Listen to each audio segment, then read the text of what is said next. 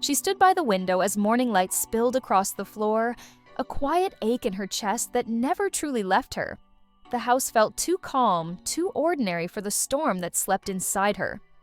Memory years had passed, yet every sound, every smell, still carried the echo of a voice she once knew and lost.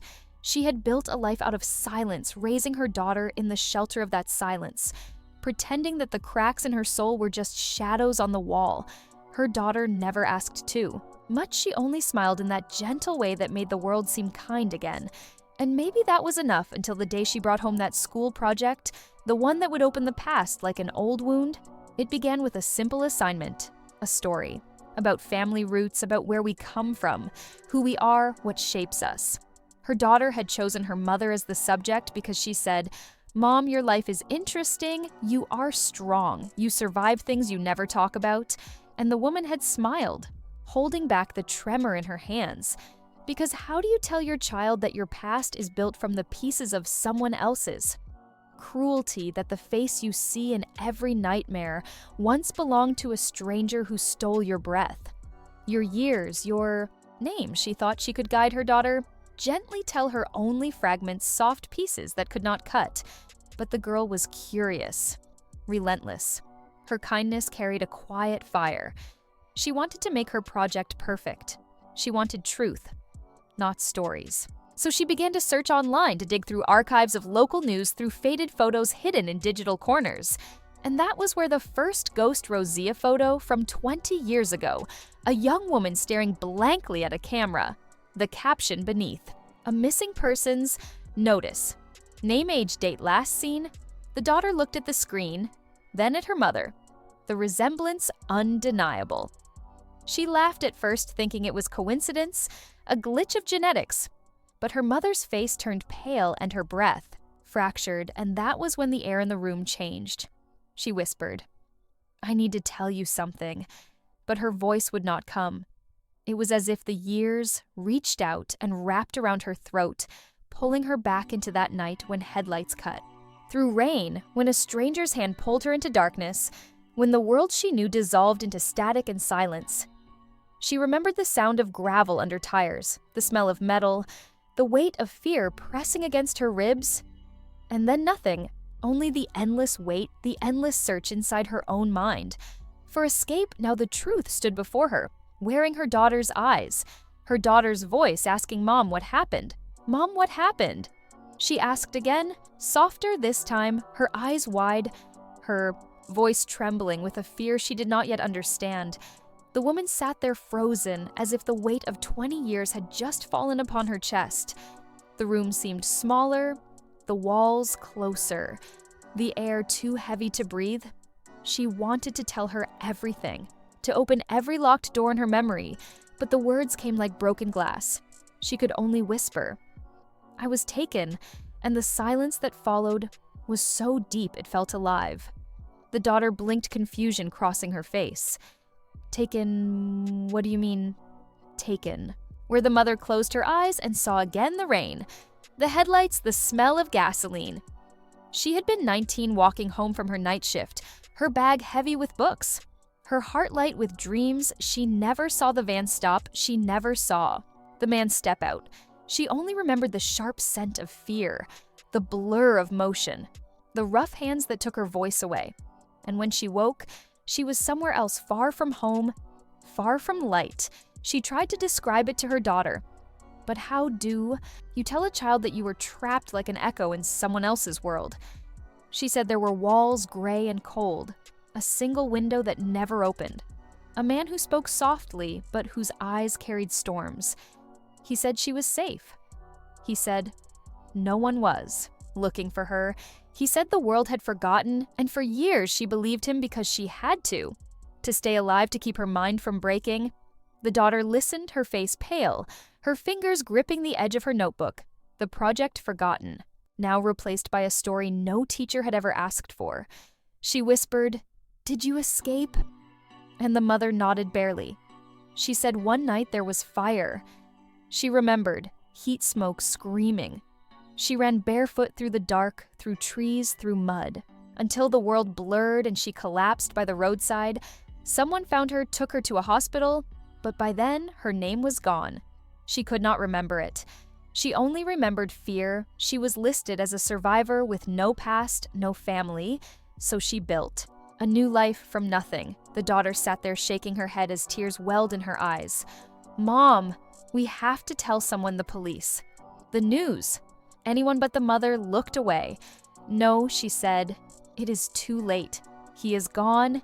He must be gone. 20 years have passed and I just want peace." But peace is never kind to those who bury the truth. The daughter could not let it go. She spent the night searching again, every clue, every headline, every database, until her screen showed a face she had never seen yet. Somehow recognized a face older now, hidden behind a different name. A man who lived 2 towns away working as a school counselor, smiling in photos surrounded by children.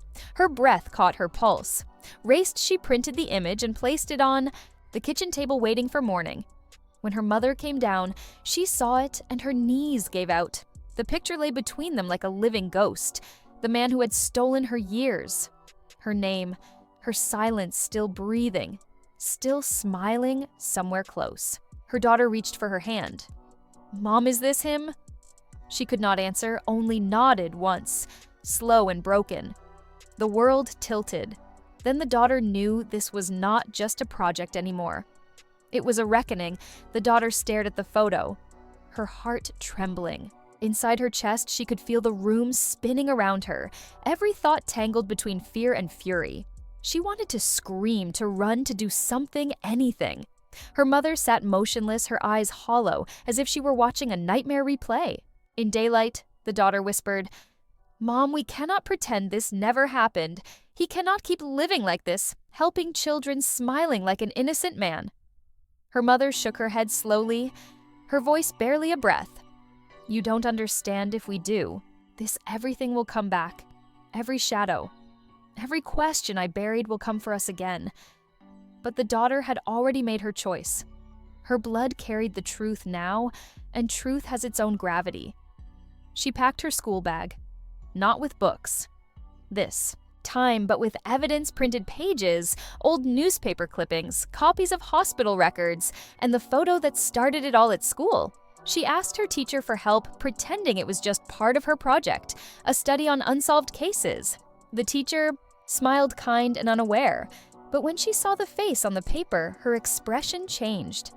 Something flickered in her eyes. Recognition, maybe fear. She said, "Where did you get this?" The girl hesitated and whispered, "Online." The teacher asked her to stay, after class. Her tone careful, the room emptying around them, she said, "This man used to work here years ago before I joined, but people talked. They said he left suddenly after an incident." No one explained much. The girl felt her heart pounding louder. With every word she wanted to tell her everything, but her mother's voice echoed in her head. Stay silent, stay safe, so she just thanked the teacher and left. That night she could not sleep. She lay awake listening to the hum of the refrigerator, the soft rhythm of her mother's breathing in the next room. She opened her laptop again, tracing digital trails one after another, until she found a record, a police report from 2 decades ago describing a fire, a property owned by a man under a different name. The location matched the story her mother had told, and beneath the list of survivors, there was an unmarked section redacted, but one line remained visible: male, late 20s, unaccounted for. Her stomach twisted. She realized he had never been caught, never identified. Maybe he had started over, changed his name, found another town, another school, another set of trusting faces.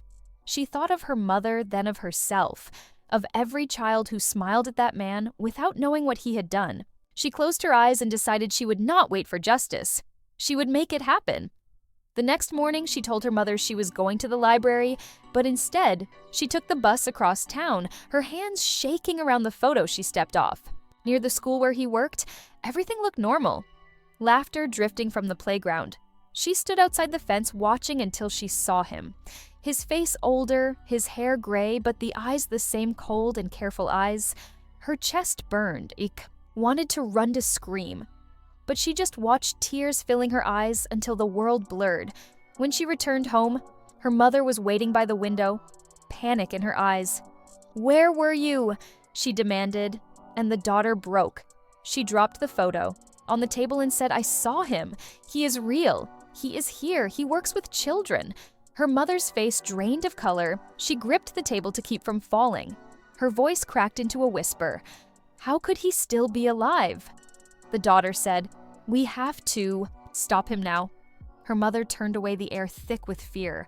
"I cannot face him. I cannot go back there." But the daughter took her hands, looked straight into her eyes, and said, "You already survived him now. We finish it together." The next morning, the sky was heavy with clouds, gray and thick like the weight inside their hearts. The mother sat in silence, her eyes fixed on nothing. Her daughter stood near the door, waiting for courage to settle in her bones. Finally, she spoke. "Mom, we cannot hide anymore. Every moment we stay quiet." He wins again. Her mother closed her eyes, her breath trembling, and for the first time in years, she said, "You are right." They drove together through the narrow streets, past the town square, past the old bridge until they reached the small police station that smelled of rain and old paper. The daughter held her mother's hand as they walked inside. The officer behind the desk looked up, his expression soft but wary. The mother tried to speak, but her voice broke. The daughter stepped forward and said, "We need to report something. Something that happened 20 years ago, and something that is happening still." The officer listened as they told him everything, piece by piece, the missing years. The escape, the man, the school, the photo. He took notes, his brow furrowing deeper with every word. Then he stood and said, "Please, wait here." He made a call, his tone shifting from polite to sharp. Soon another officer came, and then another. Their faces grave. The mother felt herself shrinking back, the room spinning like the world was folding in on itself. The daughter reached for her hand, grounding her in the storm. Hours passed, questions repeated, memories reopened like old wounds. But this time, she did not run from them. She faced them because beside her stood the proof that her pain had meaning. Her daughter, her light. When they left the station, the sun had broken through the clouds. The air smelled of new rain and hope days past. Then, a week until one evening, there was a knock at their door. Two officers stood there, their faces calm but heavy. The lead officer said, "We found him. He was living under a different name. We have him in custody." The words floated through the air like something sacred. The mother's legs gave way and the daughter caught her, holding her close, as tears slipped down both their faces. That night, the mother sat by her daughter's bed, watching her sleep, and for the first time in 2 decades, she felt the quiet, not as fear, but as peace. She whispered, "Thank you," though the girl could not hear it. "Thank you for finding me again, for giving me back my name." The next morning, the daughter presented her project at school. She stood in front of her class, her voice steady, her eyes bright, and when she finished, the room was silent. Then someone began to clap, and soon the sound filled the space like thunder. Not for a grade, not for a story, but for truth and courage. The mother waited outside by the gates, the same gates she had once feared to cross. But now the world felt open wide. She saw her daughter step out, sunlight on her face, and she realized that healing is not forgetting. It is remembering without breaking. It is walking through the fire, and still finding the strength to love. And as they walked home side by side, the town around them seemed new, as if time itself had forgiven them. The past was no longer a chain. It was a bridge leading them forward. And though the scars would always remain, they glowed now, like gold reminders that they had survived, that they had won. The courthouse smelled of polished wood and cold air, the kind that makes silence heavy and unkind. The mother stood in the hallway, her hands trembling around a paper cup of coffee. She could not drink, her daughter beside her, quiet but steady. The walls seemed to close in, filled with faces she did not know. Reporters, cameras, whispers. The word victim floating like a ghost. She hated that word. It made her feel small. But when she looked at her daughter, she remembered why she was here. The man who had stolen her life sat inside the courtroom behind glass. His hair gray, his shoulders broader than she remembered, but the eyes still sharp, still searching, like a predator trapped but unbroken. She could not stop shaking when she saw him. He did not look away. He smiled, and that smile pulled her 20 years backward into the dark. The daughter reached out, touched her hand. "Mom, breathe, you are safe, you are not there anymore." The mother nodded, but her throat burned, her heart thudding like thunder trapped in a cage. The trial began. The prosecutor spoke, his voice clear, every word carving the air with purpose.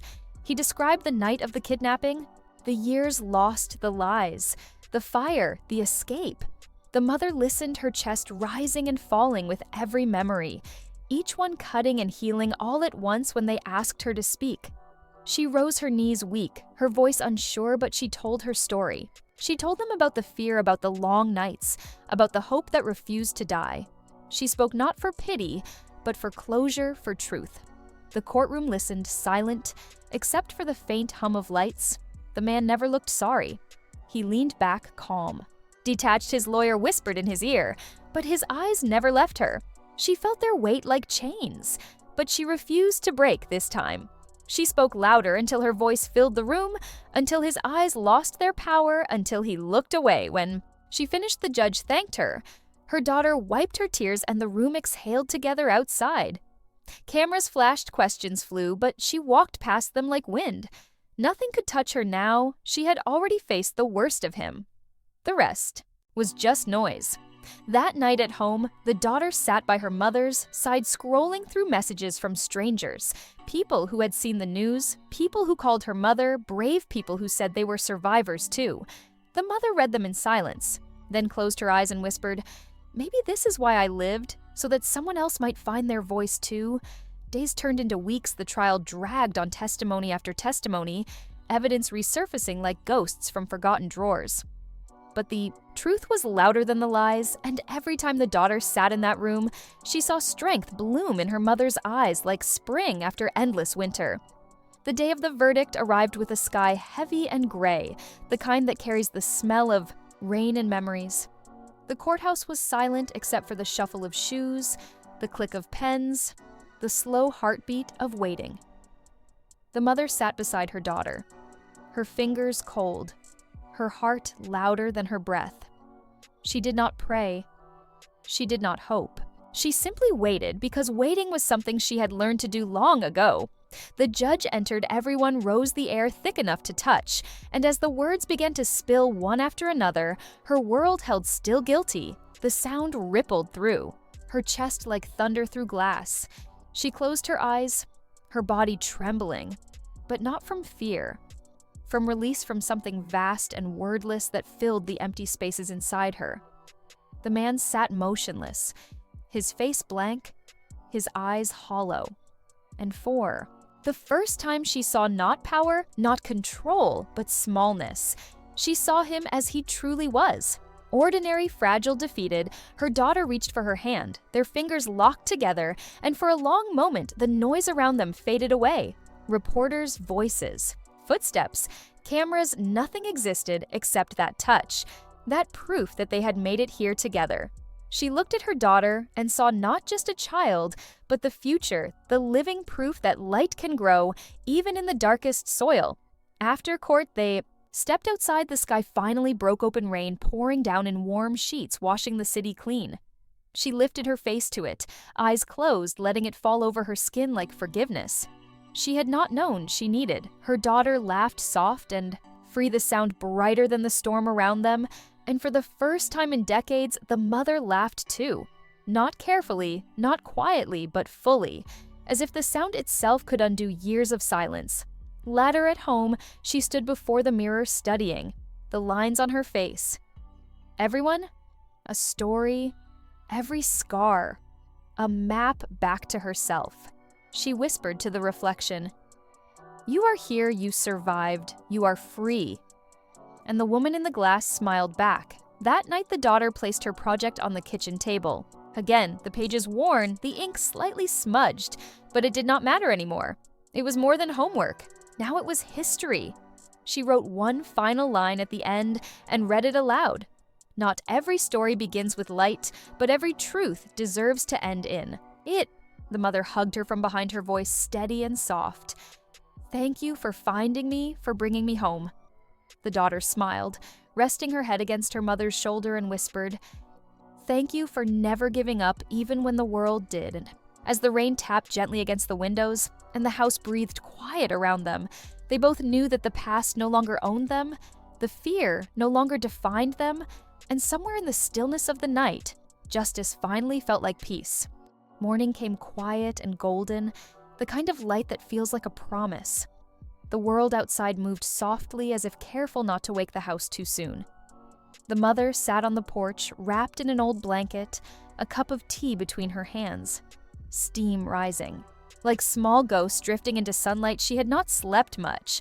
But for once her thoughts did not claw at her. She listened to the sounds of birds, to the laughter of children walking to school, and realized that silence no longer frightened her. Her daughter stepped outside barefoot, her hair messy, her eyes bright with a peace that had taken months to settle. She sat beside her mother and leaned against her shoulder. They said nothing. Words were no longer needed. Everything that mattered had already been spoken in court in tears, in whispers at night. When fear returned and they faced it together, the town had changed too. People greeted them differently, with softness. With respect, some still whispered, but the whispers no longer hurt. They were only echoes, and echoes could not harm anymore. The daughter had started volunteering at the community center, helping others with their projects. But everyone knew her story. Now she had become a quiet symbol of courage. Not because she had sought it, but because she had lived it. One afternoon, they visited the place where it all began. The old road that curved through the woods, the one she had walked 20 years ago, the one that vanished into nightmare.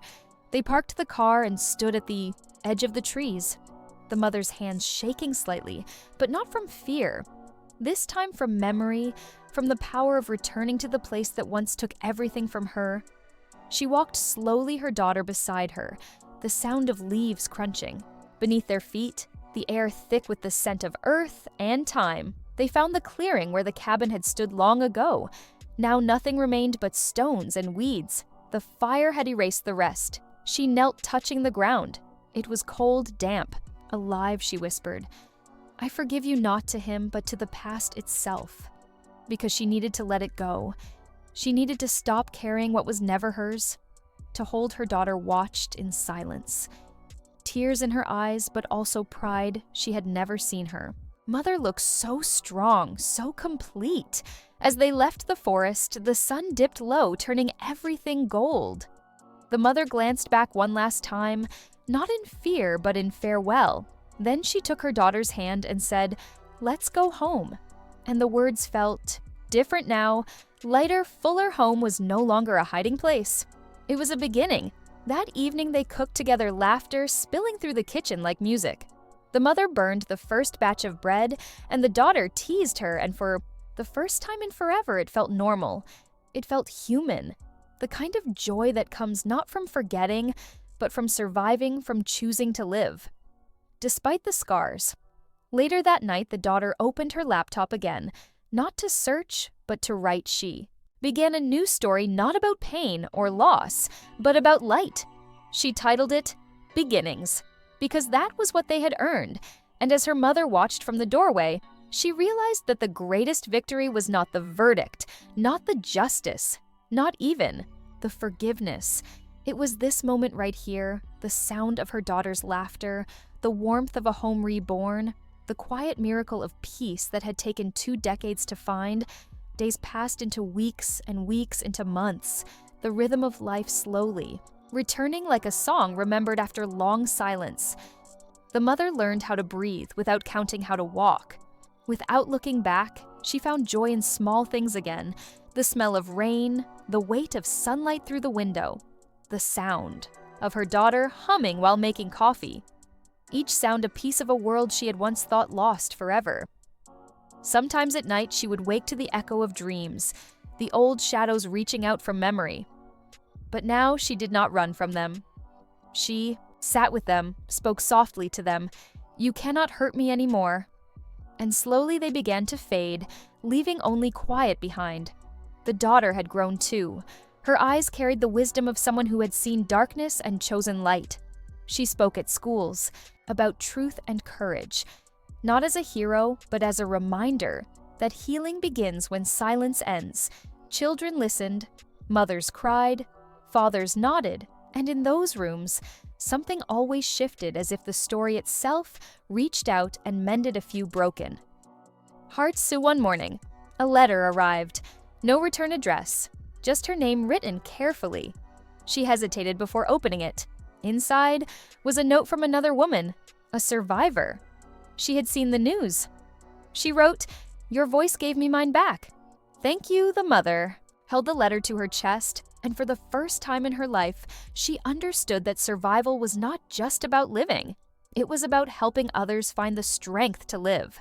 Tooth seasons changed trees shedding their leaves, then blooming again. The town moved on. Life unfolded simple and soft one evening. They sat on the porch again, watching the sky turn to fire with sunset. The daughter whispered, "Do you ever think about what he took?" The mother smiled faintly and said, "No. I think about what he could not take and what we built instead." The daughter leaned her head on her mother's shoulder. The air smelled of jasmine and home. A bird sang somewhere distant, and the world felt whole again. The pain was still there, yes, but it had changed. It had become part of the music, part of the light, part of the strength that held them both together. Later that night, the mother wrote in her journal something she had not done in years. She wrote, "We are not defined by what was done to us. We are defined by what we choose after, and I choose peace." She closed the book, set it beside her bed, and as she drifted to sleep, she felt the years lift from her like dust floating away into the dark. The next morning, the daughter left early for school, her laughter echoing down the street. The sun rose bright and clear. The mother watched from the window, her heart full. The story was no longer about fear or loss. It was about beginning again, about how light always finds a way through the cracks, and somewhere far beyond the noise of the world, beyond the pages of reports and memories and pain, the truth of their journey lingered soft, eternal, that even the deepest wounds can bloom into something beautiful, if only we have the courage to face them.